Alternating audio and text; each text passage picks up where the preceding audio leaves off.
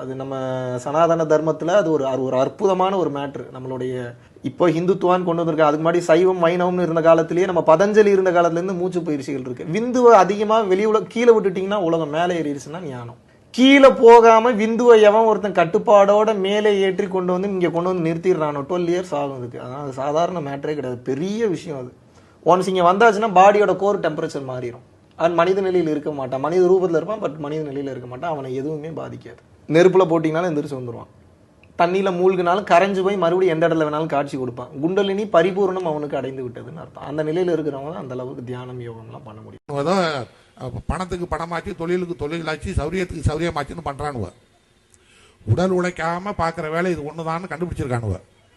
அதனால இவனுக்கு ஒரு வழி பண்ணணும்னா அரசாங்கத்தில் அனுமதி வாங்கித்தான் சாமியாரா வரணும்னு ஒன்று போடணும். எவன் சாமியாரா வந்தாலும் அரசாங்கத்தில் பர்மிஷன் வாங்கிட்டு வா.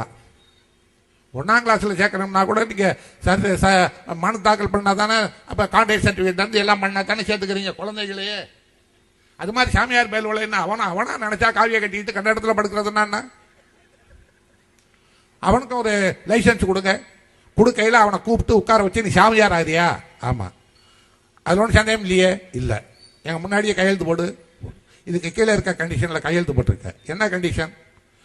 ஜிஹெச் ஒரு மருத்துவமனையில் சேர்ந்து இந்த ஆபரேஷனை பண்ண வேண்டும்.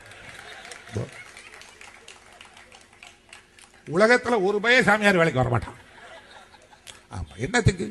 பெண்களுக்கு குழந்தை வேண்டாம்னா கர்ப்பப்பையை எடுத்துறாங்களா இல்லையா? அது மாதிரி இவனுக்கான லக்கேஜ் மாதிரி போடு தூக்கி எல்லாம் கழட்டி போட்டு கொண்டுட்டு போய் மொட்டையா போடு. அப்ப எங்க கடவுள் வர்றாரு, பரமசிவன் ஆட்டுறாரு, பார்வதி ஆட்டுறான்னு நான் பாக்குறேன். எங்க வந்து ஆட்டுறான்னு நான் பாக்குறேன். ஏன்னா காலம்புறா ஒரு தலைமுறைக்கு ஏமாத்துறதுக்கு இல்ல.